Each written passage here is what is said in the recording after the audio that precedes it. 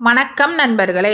இந்த வீடியோவில் கள்ளக்குறிச்சி மாவட்டத்தில் அமைந்திருக்கக்கூடிய திருவரங்கம் திருக்கோவிலை பற்றி தான் பார்க்க போகிறோம். வாங்க பார்க்கலாம்.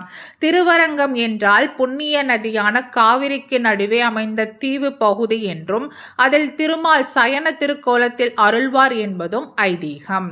இவை தவிர்த்து பெருமாள் ரங்கநாதராக கோவில் கொண்டு அருள் பாலிக்கும் தலங்கள் பல உள்ளன.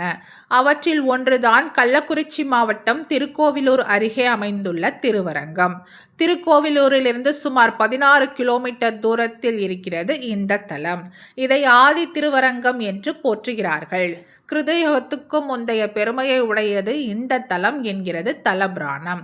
முன்னொரு காலத்தில் வேதங்களை அபகரித்து சென்றானாம் சோமுகாசுரன் எனும் அசுரன். வேதங்கள் இல்லாமல் பிரம்மனின் படைப்பு தொழில் தடைப்பட்டது. யாக ஹோம வழிபாடுகள் இல்லாமல் உலகம் இருள் அடைந்தது. எனவே பிரம்மனும் தேவர்களும் மகாவிஷ்ணுவை சரணடைந்து வேதங்களை மீட்டுத் தருமாறு வேண்டினர். அவர்களின் கோரிக்கையை ஏற்ற விஷ்ணு மச்சவதாரம் எடுத்து வேதங்களை மீட்டார் என்கிறது புராணம். பெருமாளை சகல லோகத்திலும் உள்ளவர்கள் வழிபட ஏதுவாக அச்சவதார மூர்த்தமாக எழுந்தள்ள வேண்டிக் கொண்டாராம் தேவர்கள். அதற்கு இசைந்த பெருமாள் விஸ்வகர்மாவை அழைத்து பார்க்கடலில் தான் பள்ளி கொண்டிருக்கும் திருக்கோலத்திலேயே திருமேனி செய்து இத்தலத்தில் பிரதிஷ்டை செய்ய உத்தரவிட்டாராம். அதன்படியே செய்ய பெருமாள் இங்கே எழுந்தருளி அருள் பாலிக்கிறார். இந்த கோவில் கிழக்கு நோக்கிய ராஜகோபுரம் மற்றும் கருங்கல் மதிலுடன் கம்பீரமாக காட்சி தருகிறது. இந்த கோவிலில் மூலவர் சந்நிதிக்கு வலப்புறம் மேல்தளத்துக்கு செல்வதற்கான படிகள் உள்ளன. மேல்தளத்தை அடைந்தால் கோபுர தளத்துக்கு வந்து விடலாம். சந்தோமய விமானத்தின் கீழ் பள்ளி கொண்டிருக்கிறார் ஸ்ரீ அரங்கநாத பெருமாள். நெடியோன் எனும் பெயருக்கு ஏற்ப நெடுமாலாக 15 அடி நீளத்தில் வடதிசை பாதம் நீட்டி தென் திசையில் திருமுடி வைத்து கிழக்கு நோக்கியவாறு அனந்தனின் மீது பள்ளி கொண்டிருக்கிறார். இந்த பெருமாளை தரிசனம் செய்தாலே மனமும் ஆன்மாவும் சிலிர்க்கிறது.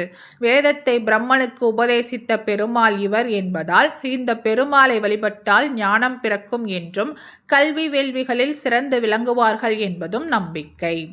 பெருமாளின் இடப்பக்கம் திருமகளும் பூமகளும் சேவை சாதிக்க கருட பகவான் பெருமாளிடும் கட்டளையை செய்ய தயாராக பணிவோடு காத்திருக்கும் கோலத்தில் அருள் புரிகிறார். வலது கையால் அபயம் அருளும் பெருமாள் இடது கரத்தால் ஞானமுத்திரை காட்டி நாபிக் கமலத்தில் இருக்கும் நான்முகனுக்கு வேதங்களை உபதேசிக்கிறார். இந்த ஆலயத்தை முதலில் தொண்டை நாட்டு மன்னர்கள் திருப்பணி செய்து பராமரித்து வந்துள்ளார்கள். இத்தலத்தின் தீர்த்தம் சந்திர புஷ்கரணி. தலவிருட்சமாக புன்னை மரம் திகழ்கிறது. இந்த தல தீர்த்தம் குறித்த புராண தகவல் முக்கியமானது. தன் மனைவியரில் ரோஹிணியை தவிர மற்றவர்களை புறக்கணித்ததால் சந்திரன் சாபம் பெற்றார்.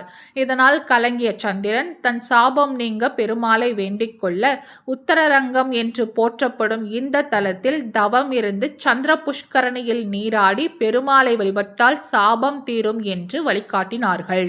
அதன்படி சந்திரன் இத்தலம் வந்து பெருமாளுக்கு முறையாக பூஜை செய்து வழிபட அவனது அழகு திரும்ப கிடைத்தது என்கிறார்கள். எனவே இங்கே பெருமாளை வழிபட்டால் நம் மனநலம் சிறக்கும் என்றும் சந்திரனுக்குரிய பரிகார தலம் இது என்றும் சொல்கிறார்கள். மேலும் சந்திரனின் அழகு மீண்ட தலம் என்பதால் இங்கே வருபவர்களின் அழகும் பொலிவும் கூடும் என்கிறார்கள் பக்தர்கள். வாய்ப்பிருக்கும் பக்தர்கள் ஒருமுறை இந்த திருவரங்கத்துக்கு சென்று பெருமாளை வழிபட்டு வாருங்கள். வாழ்வில் சகல நலன்களும் உங்களை தேடி வரும். இந்த வீடியோ உங்களுக்கு பிடிச்சிருந்தால் லைக் பண்ணுங்க, ஷேர் பண்ணுங்க, சப்ஸ்கிரைப் பண்ணுங்க.